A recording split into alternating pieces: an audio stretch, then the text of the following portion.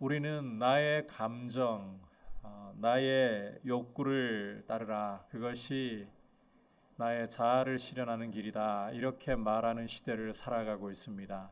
하지만 성도에게 있어서는 나의 감정, 나의 욕구가 아니라 믿음으로 살아가는 것이 어떤 것보다도 중요한 것입니다.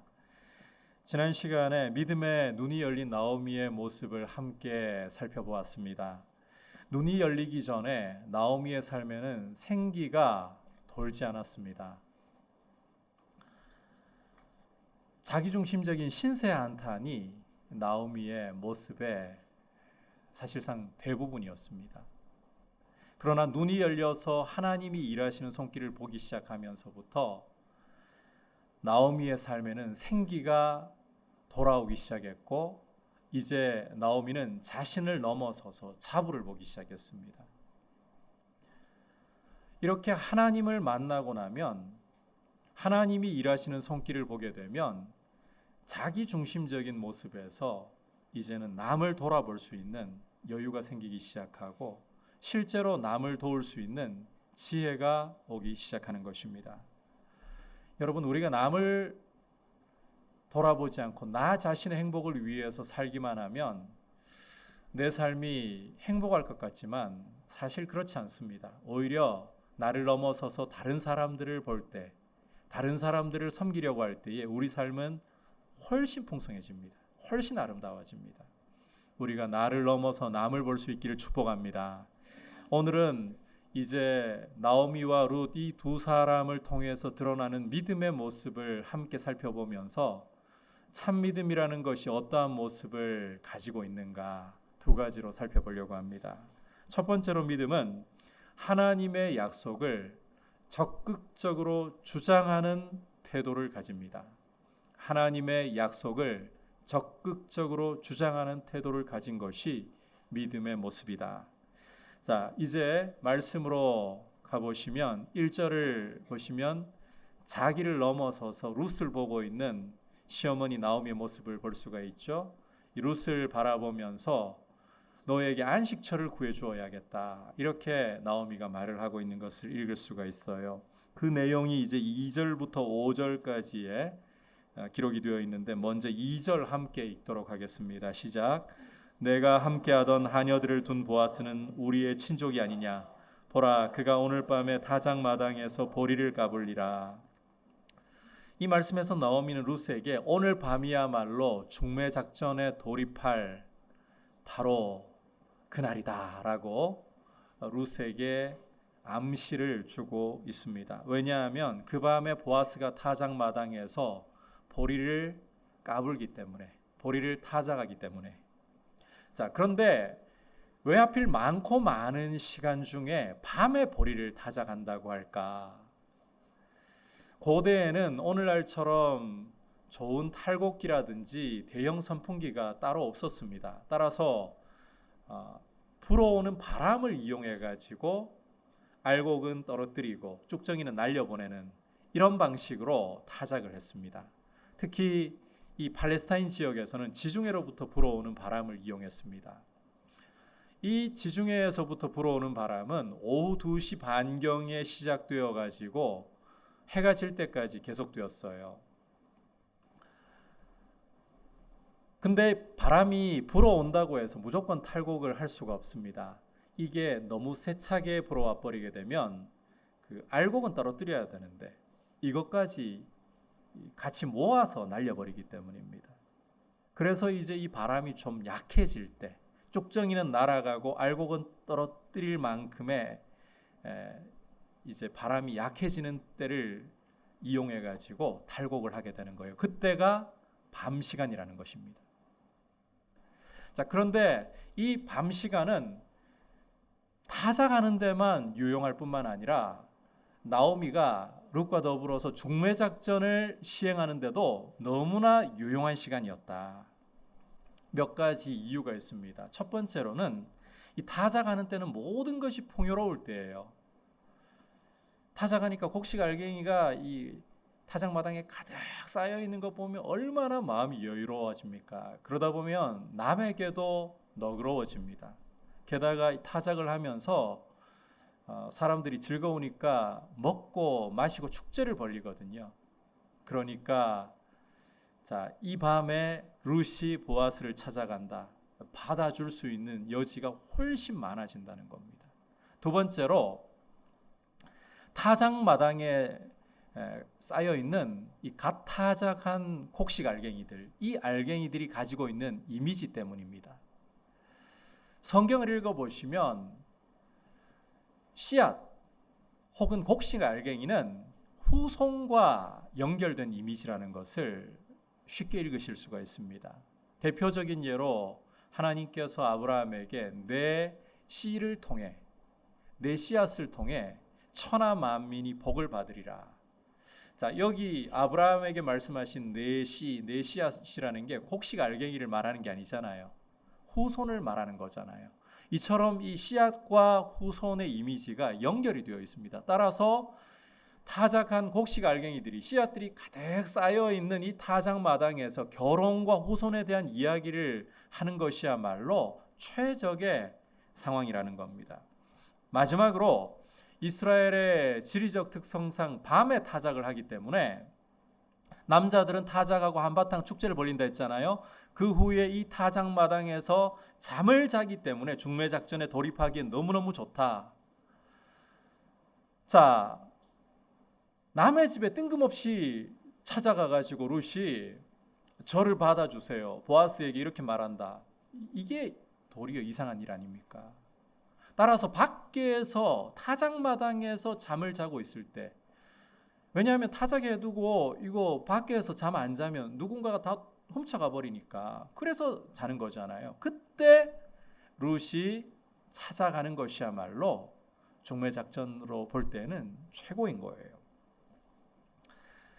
그래서 나오미가 이 타작하는 밤을 거사를 칠 시간으로 지금 설정을 하고 룻에게 명을 내리고 있는 것입니다. 이제 계속해서 3절과 4절을 함께 읽어보도록 하겠습니다. 시작. 그런즉 너는 목욕하고 기름을 바르고 의복을 입고 타작 마당에 내려가서 그 사람이 먹고 마시기를 다하기까지는 그에게 보이지 말고 그가 누울 때에 너는 그가 눕는 곳을 알았다가 들어가서 그의 발치 이불을 들고 거기 누우라. 그가 내 할 일을 내게 알게 하리라 하니. 나오미는 이제 룻에게 목욕 재개하고 기름을 바르고, 여기 기름을 바른다는 게 향수를 바르는 걸 말하죠. 향수를 바르고 의복을 입으라. 제일 좋은 옷을 골라 입으라고 말합니다. 한마디로 신부단장을 하라는 거예요. 그리고는 밤길을 걸어서 타작마당으로 내려가라. 자, 이 명령을 보면 룻이 이제 재혼하는 것과 관련이 된 명령이잖아요. 그래서 이 말을 듣고 있는 룻으로서는 시어머니의 말이 굉장히 설레고 즐거운 일처럼 보일 수도 있을 것 같습니다. 하지만 우리가 이 배경을 살펴보면 지금 나오미가 룻에게 주고 있는 이 명령은 상당한 위험 부담들을 안고 있다라는 것을 알 수가 있습니다. 아무리 중매 계획을 실행하기에 좋은 밤이라고 하지만 여러분 한번 생각을 좀 해보아야 합니다. 어두울 때 젊은 과부가 목욕 재개하고 향수를 바르고 제일 좋은 옷을 입고 밤거리를 지켜주는 사람 없이 홀로 걸어간다. 이게 과연 쉬운 일이라고 생각하십니까? 우리가 사사기 19장을 읽어보면 밤길을 걷는 것이 얼마나 위험할 수 있는가 한 중요한 예를 보여주고 있습니다. 룻기를 시작하면서 제가 이 룻기의 배경을 설명하면서도 말씀드렸던 내용인데, 한 레위인의 첩의 사건이 바로 거기에 해당합니다. 어떤 레위인에게 첩이 있었는데 이 여인이 행음을 하고는 아버지 집으로 도망을 가버렸습니다. 그래서 레위인이 이 첩을 데리러 가서 돌아오는 과정에 해가 저물고 이제 하룻밤을 묵고 가야 되니까 베냐민 지파의 땅 기브아에서 한 노인의 영접을 받아서 하룻밤을 유숙을 하게 되죠. 그런데 이 노인과 레위인이 한참 먹고 마시고 즐거워할 때인데 이 동네에 기브아의 거리를 배회하고 있는 불량배들이 노인 집에 나그네가 들어왔다는 소식을 듣고는 몰려와서 집을 에워쌌습니다. 그리고는 노인에게 너희 집에 들어온 사람을 끌어내라, 우리가 그와 상관하리라. 이 당시에도 하나님 백성 가운데 동성애가 벌써 이렇게 파고들었다는 이야기예요. 이건 중요한 문제가 아니니까 여기에서는 차치하고, 레위인은 이 위기 상황에 닥쳤을 때에 자기가 살려고 비열하게 첩을 등 떠밀어 가지고 이 포악한 무리에게 내주고 말았습니다. 과연 첩은 어떻게 되었습니까? 밤새도록 이 불량배들에게 성폭행을 당하고 날이 밝아올 무렵에는 집 문 앞에 엎드러져서 죽고 말았었죠. 이렇게 밤길에는 위험한 밤 거리를 배회하는 위험한 무리들이 있을 가능성이 충분히 있다는 거예요. 왜냐하면 지금 이 룻기의 배경이 되고 있는 사사 시대가 바로 그러한 시대였기 때문입니다. 그러니까 룻 혼자서 밤 거리를, 레위인의 경우는 남편이 있어도 이런 일이 벌어졌잖아요. 그런데 여자 혼자서 걸어간다, 이런 무리와 부닥치지 말아야 한다라는 굉장한 부담감이 있다는 겁니다. 타작마당에 도착해서도 위험 부담을 감수해야 하는 것은 마찬가지입니다. 4절을 여러분께서 다시 보시면, 룻은 타작마당에 들어가서 숨어 있다가 보아스가 먹고 마시고 즐거울 때 눕는 자리를 보고서는 발치 이불을 들고 거기 누우라는 지시를 받았잖아요. 기본적으로 이 타작마당이라는 것은 타작한 곡식을 쌓아두고 지켜야 되기 때문에 금녀의 구역이었습니다. 생각을 한번 해보십시오. 여자가 이 구역에 들어와 가지고 남녀가 서로 히닥거리고 있다, 그 사이에 도둑이 들 가능성이 굉장히 높아지는 거예요. 따라서 금녀의 구역으로 아예 타작마당이 그렇게 딱 못 박혀 있다라는 겁니다.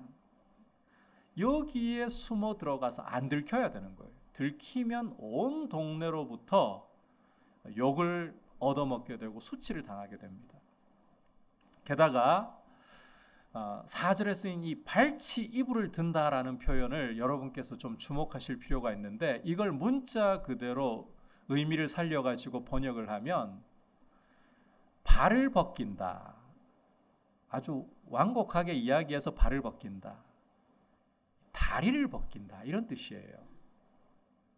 좀 더 상세하게 직설적으로 이야기하면 보아스의 아랫도리를 벗겨내고 그 옆에 누워 있으라는, 이런 말을 지금 나오미가 했다라는 겁니다.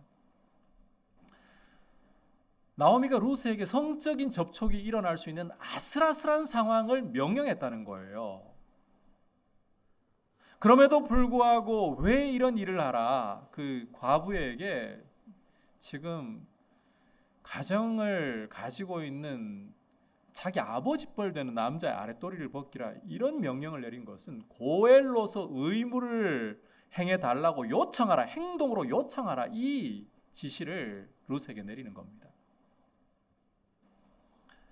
하지만 여러분, 이 역시 굉장히 위험할 수 있는 행동입니다. 우리는 이 룻기를 결론까지 알고 보니까 이 문제를 쉽게 넘어갈 수 있지만, 그러다가 잠에서 깬 보아스가 이게 도대체 뭐야? 이게 무슨 상황이야? 룻, 너 왜 이래? 이렇게 나와버리게 되면 룻은 수치를 넘어서서 남자를 호리는 욕으로 낙인 찍혀서 잘못하면 돌에 맞아 죽을 수도 있다는 거예요.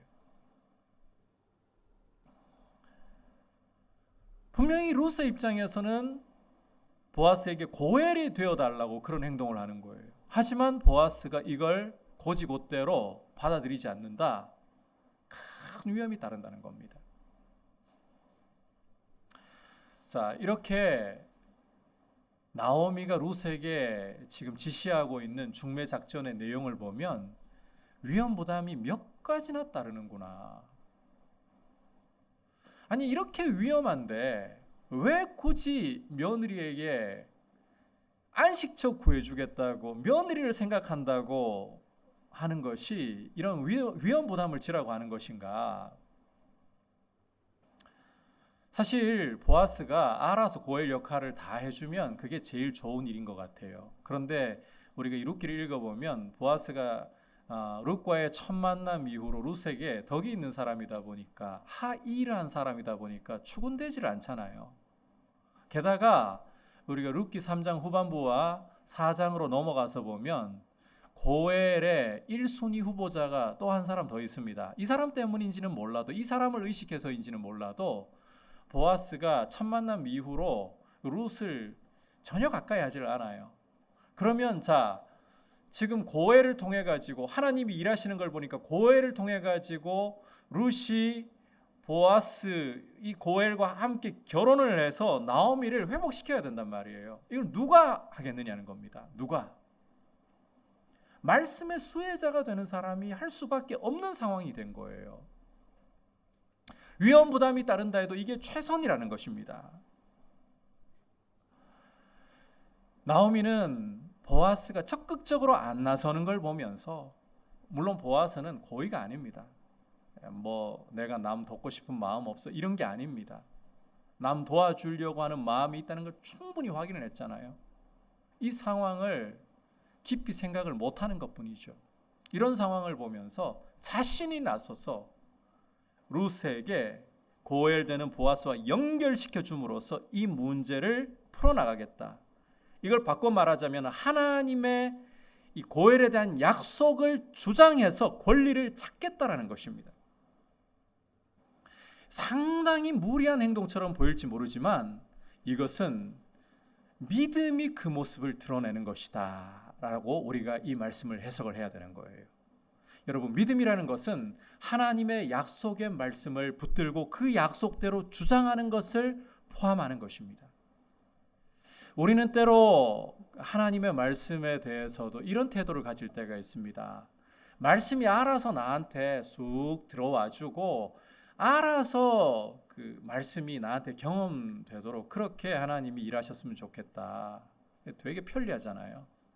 막 내가 말씀 가까이 하려고 애 안 써도 내가 굳이 말씀 묵상하거나 말씀을 순종하려고 애 안 써도 말씀이 그냥 나한테 쑥 들어와서 그냥 USB 하나 딱 꽂아 놓으면 그냥 저절로 싹 입력이 되어 가지고 그렇게 알아서 내 삶이 그 말씀을 경험하고 말씀의 복을 누렸으면 좋겠다.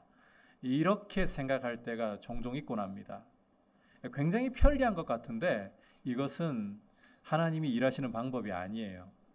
여러분, 하나님께서는 우리를 지으실 때 하나님 형상을 따라서 인격적인 존재로 지으셨습니다. 인격적인 존재이기 때문에 우리 스스로 생각하고 우리 스스로 결정할 수 있다. 이게 되는 거예요. 짐승은 우리처럼 생각 못합니다. 때로 우리가 그 짐승의 IQ 이야기하고 짐승이 이런 생각 저런 생각할 거라고 우리가 이야기할 때가 있지만 본능을 따라 짐승들은 움직이는 것이지 하나님 형상대로 지음받은 우리 인간처럼 생각하는 존재가 아니에요. 그들의 의지로 결정하지 않아요. 생각하고 결정을 할 수 있다는 것은 하나님의 형상대로 지음받은 우리 인생에게 주어진 축복이고 특권인 거예요. 따라서 말씀이 그냥 나한테 쑥 들어와 가지고 저절로 경험되고 편하긴 편하지만 이건 하나님 형상이 가지고 있는 특권을 사용하는 게 전혀 아닙니다. 우리는 하나님의 형상으로 인간의 가치를 따라서 스스로 말씀 앞에 나아가서 그 말씀을 읽고 그 말씀을 묵상하고 그 말씀에 순종하기로 결정하고 그렇게 해야 되는 거예요. 여러분, 알아서 말씀이 들어와 주기를 기다리지 마십시오. 하나님 형상으로 지음받았다면 여러분의 가치를 따라, 그게 가치예요. 정말 말씀 앞에 내가 나아가고 내가 말씀을 읽고 말씀을 묵상하고 말씀을 순종하고, 이게 나의 복인 거예요. 나의 가치를 살리는 길인 거예요. 그 가운데에서 특히 하나님 말씀 속에 나에게 주시는 약속들을 붙잡고 주장해야 됩니다. 여러분이 성경을 읽으면서 성경을 묵상하면서 하나님의 말씀이 약속으로서 나에게 다가올 때가 있어요. 제 이야기를 조금만 들려드릴게요. 여러분 이해하시기 쉽도록 들었던 이야기라도 이해를 위해서 한 번 더 들려드릴게요. 제가 신대원을 준비하면서 굉장히 마음이 어렵고 낙심이 되어 있을 때 열왕기하 8장 묵상할 무렵이었었는데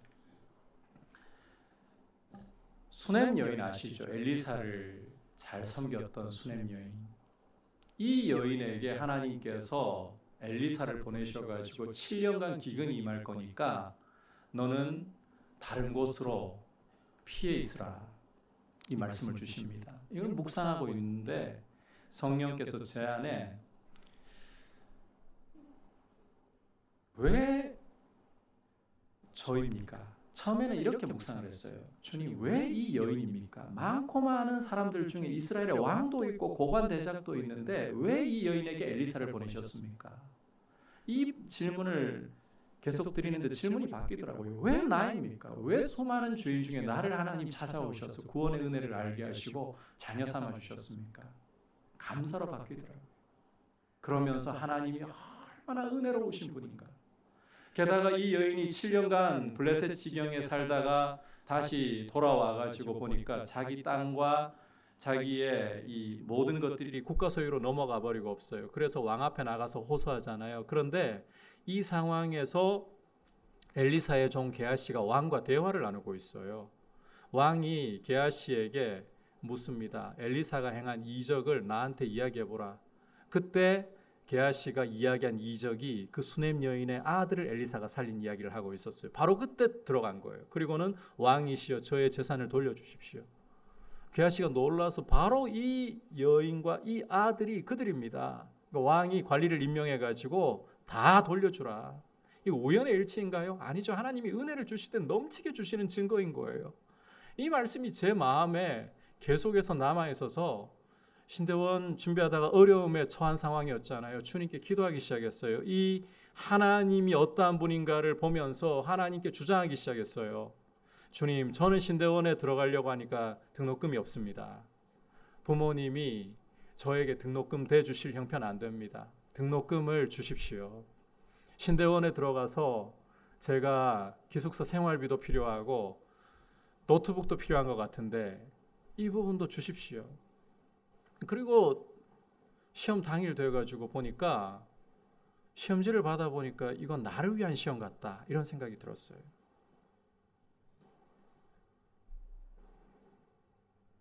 결과는 여러분 들어서 아시죠? 모르시는 분들도 계시죠? 차석을 주셨더라고요. 그리고 그 학교로부터 연락이 와서 1년 동안 등록금 전액 면제입니다. 그렇게. 게다가 제가 섬겼던 교회에서 장학금이 또 반액이 나온 거예요. 그걸로 노트북을 사고 기숙사 등록을 할 수 있었어요. 여러분, 하나님께서 우리에게 말씀을 주실 때에 이 말씀이 나에게 주시는 말씀이라고 묵상을 하면서 봐야 돼요.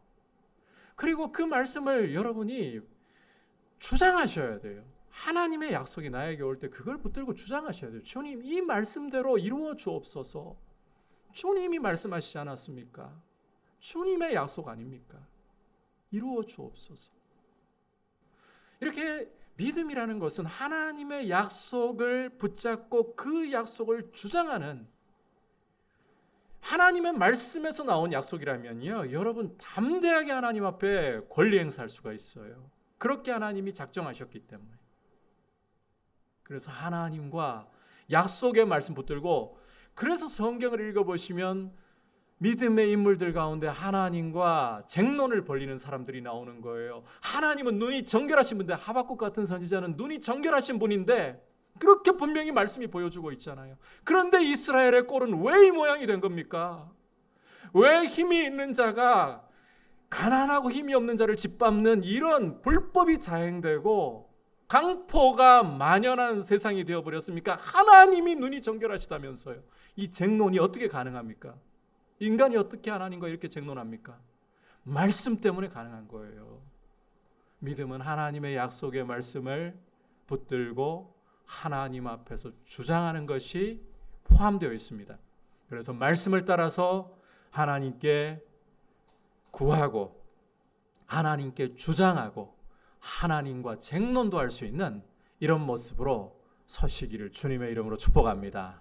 이제 두 번째로 믿음의 모습은 말씀 앞에 충성하고 순종하는 것입니다.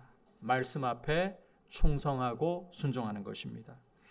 자, 이제 시어머니의 지시에 룻이 어떻게 반응을 보이고 있는가 함께 보겠습니다. 5절 6절 읽도록 하겠습니다. 시작. 룻이 시어머니에게 이르되 어머니의 말씀대로 내가 다 이행하리이다 하니라. 그가 타작 마당으로 내려가서 시어머니의 명령대로 다 하니라. 자, 룻은 시어머니의 말씀이 떨어지기가 무섭게 내가 다 이행하리이다 이렇게 대답을 하고 있죠. 그 다음이 굉장히 중요한데 1절 주저함이 없이 타작 마당으로 내려가는 행동을 보이고 있습니다. 밤길의 위험도 무릅쓴 채 금녀의 구역에서 당할 수 있는 수치도 무릅쓴 채 룻은 시어머니의 명을 쫓아서 길을 가고 있는 거예요. 룻에게 주어진 일이 남편을 얻는 일이기 때문에 그만한 위험 부담 그래도 감수해야지 이런 설렘 이런 즐거움이 조금이라도 있느냐 그거 아닙니다. 여러분 우리가 룻기 2장에서 보았지만 보아스와 룻의 나이 차이가 어느 정도 된다고 했던가요? 내 딸아라고 부르기 때문에 아버지 대 딸뻘 정도 된다. 남편 얻는다고 마냥 좋을 것 같습니까? 아버지 뻘 되는 사람 남편으로 맞아들인다. 이게 여성으로서 젊은 여성으로서 이때 룻의 나이가 학자들이 추정하기는 많아야 10대 후반에서 20대 초반이라고 제가 여러 번 말씀드렸잖아요.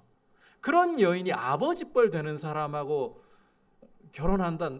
그런 사람을 남편으로 맞아들인다. 설렐 거라고 생각하십니까? 아니에요. 게다가 2장 끝부분에서 룻도 젊은 사람에게 눈길이 간다는 증거를 봤었잖아요. 시어머니에게 그 보아스 헤세드를 경험하고 와가지고는 흥분해가지고 자기 소년들과 함께 있으라고 하더이다. 무슨 말입니까? 보아스는 절대 소년들과 함께 있으라고 말한 적이 없는데 소녀들과 함께라고 했지. 그런데 흥분해가지고 자기도 모르게 소년들과 함께 있으라고 말했습니다. 그 말은 룻도 젊은 사람에게 눈길이 가더라는 말입니다. 그리고 여러분께서 3장 10절을 보시면 보아스가 하는 말도 젊은 여성이라면 젊은 남성들을 쫓을 수도 있을 텐데 어째서 이렇게 했느냐 감탄하는 말이 나오거든요. 그러니까 이게 즐거운 명령 아니라는 거예요. 위험도 따르고 즐겁지도 않고 이걸 보면 룻은 자기 욕구를 지금 배반해야만 되는 상황이라는 거예요. 자기의 감정을 배반해야만 되는 상황이라는 거예요. 오직 시어머니의 명령만을 쫓아야 되는 상황이라는 거예요. 계대 결혼에 입각한 고엘이라는 말씀에 입각한 명령. 자기가 젊은 사람에게 끌린다고 그렇게 할 수 없어요. 감정을 배반하고 욕구를 배반하고 시어머니의 명령을 따라 바꿔 말하면 고엘에 대한 약속의 말씀을 따라 룻은 위험 부담을 지고서 밤거리를 지나 금녀의 구역으로 향하고 있는 것입니다. 우리 시대 인권 운동가들의 눈으로 본다면 지금 룻은 나오미에게 인권 유린당하고 있다라고 볼 수도 있을 법한 그런 상황이라는 거예요. 그 정도로 지금 룻은 철저하게 시어머니의 명령에 순종을 하고 있습니다. 바꿔 말해서 하나님의 말씀 앞에 감정을 배반해버리고 욕구를 배반해버리고 순종을 하고 있다는 거예요. 여러분, 이것이 바로 믿음의 중요한 한 표현인 거예요. 믿음이라는 것은 자신의 욕구에도 불구하고 감정에도 불구하고 그것을 배반하고 하나님의 말씀이기 때문에 순종하는 것. 하나님 말씀이 납득이 되어서가 아닙니다. 여러분, 하나님 말씀이 다 어떻게 우리에게 납득될 수 있나요? 온 우주 만물을 그 말씀으로 불러내시는 그 광대하신 하나님을 우리 머리는 감당을 못합니다. 이 작은 머리로 어떻게 그 크신 하나님을 담아낼 수 있습니까? 철학에도 유한은 무한을 감당할 수 없다라는 전제가 있어요. 그 광대하신 하나님의 말씀이, 그 명령이 어떻게 다 이해가 돼요? 그러나 신뢰가 있잖아요. 하나님이시기 때문에 그가 나를 위해 독생자도 아끼지 않고 주셨고 그분의 말씀이 유일한 진리이기 때문에 다른 이유 없어요. 그래서 내 감정, 내 욕구를 배반하고 말씀에 나를 던집니다. 이게 믿음이라는 거예요.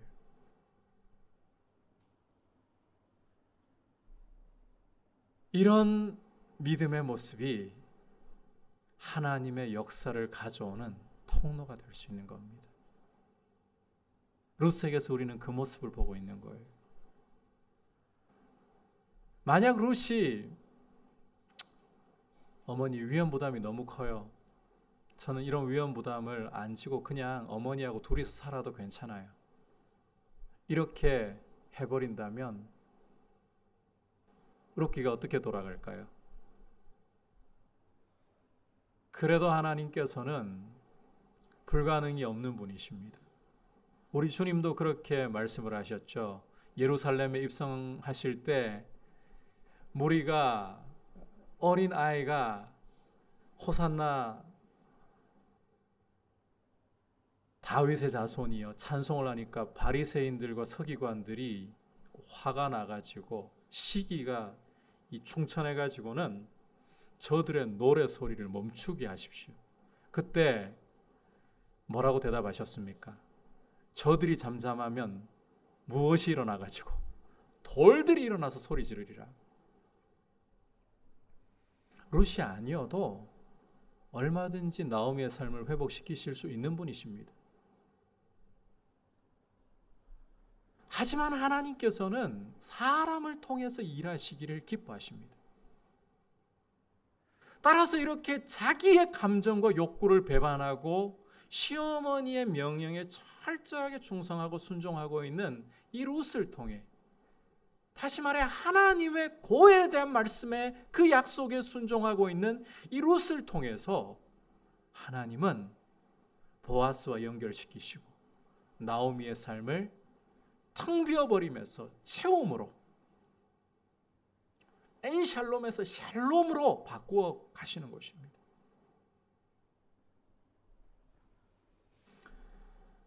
우리가 주님 앞에 어떤 모습을 드릴 것인가? 감정인가 믿음인가? 욕구인가 믿음인가?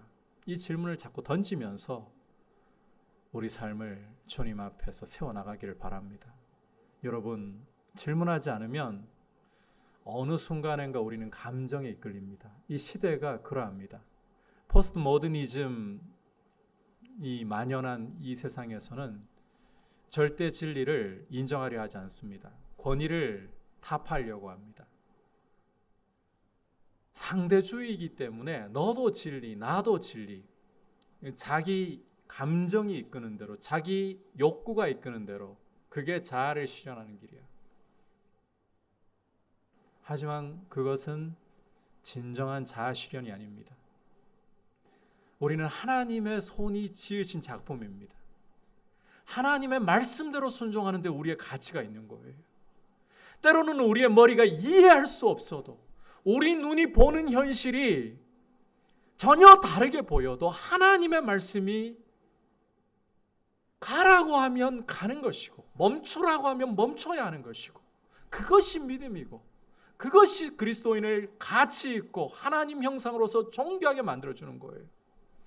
민수기 24장을 읽어보시면 모압 왕 발락이 이스라엘을 두려워해가지고 이스라엘을 저주하기 위해 고용한 술사 발람이 세 번째 예언을 하는 모습을 읽을 수가 있습니다.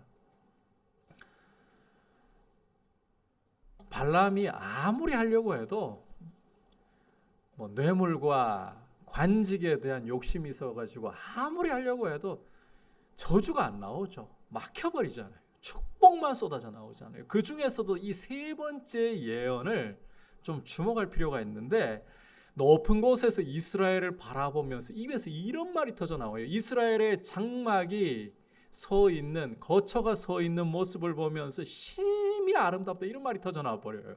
자기도 모르게 저주하려고 높은 곳에서 이스라엘을 보고 있는데 심히 아름답다.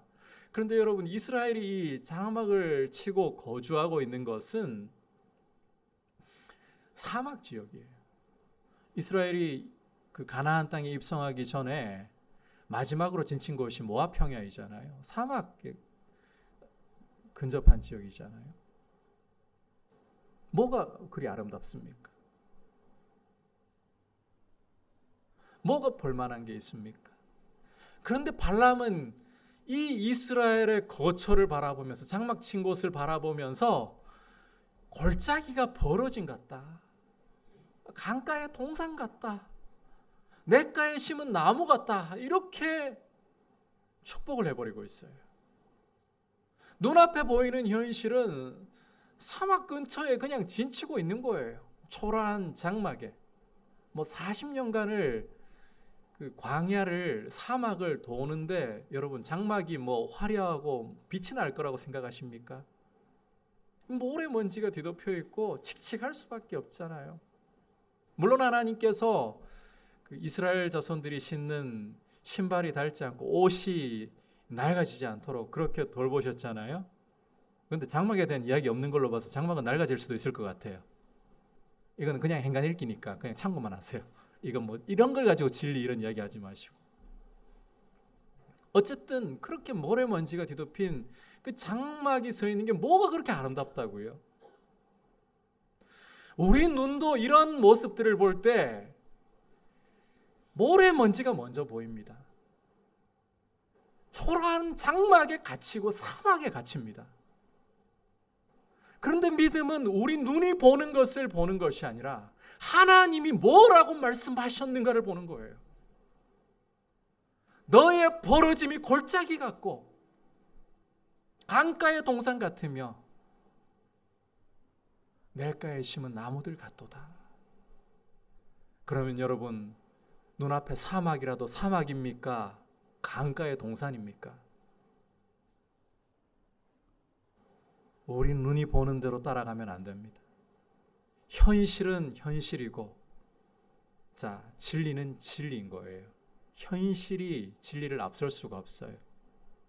미쳤다는 소리 들을 수 있어요. 그러나 우리는 분명하게 속으로 외치고 입으로 고백해야 됩니다. 비록 눈으로는 사막이나 하나님 말씀이 강가의 동산이라고 하시므로, 그리고 하나님이 함께 하시므로 여기는 동산이야라고. 코로나로 인해서 우리 한국교회는 많이 눈으로 볼 때 황폐해졌습니다. 그러나 여전히 성령께서 임하셔서 함께 하시기 때문에, 내가 너희를 사랑하고 내가 너희와 함께 한다 하시기 때문에 교회는 주님의 영광스러운 신부, 주님의 영광스러운 공동체인 줄 믿습니다. 우리는 그렇게 보아야 되는 거예요. 내 눈이 보는 것을, 내 감정이, 내 욕구가 따라가는 것을 배반하고 하나님의 말씀이기 때문에 그 말씀이 뭐라고 나에게 주어지는가, 이렇게 말씀을 따라 우리의 삶을 결정하는, 보는 것으로 하지 않고 느끼는 것으로 하지 않고 말씀을 따라 행하는, 이게 믿음입니다. 믿음으로 행하는 성도님들 되셔서 하나님의 생명과 역사가 여러분들을 통해 나타나는 풍성한 은혜가 있기를 주님의 이름으로 축복합니다. 나오미와 룻의 중매 작전을 통해서 믿음이 어떠한 것인가 우리가 함께 보았습니다. 믿음이라는 것은 하나님의 말씀을, 그 약속을 주장하는 것입니다. 말씀에 귀를 기울여서 약속을 붙잡고 약속을 주장하십시오. 그리고 믿음이라는 것은 하나님의 말씀을 따라서 내 감정과 욕구를 배반하고 오히려 말씀에 순종하는 태도입니다. 하나님 말씀이기 때문에 거기에 순종하는 태도입니다.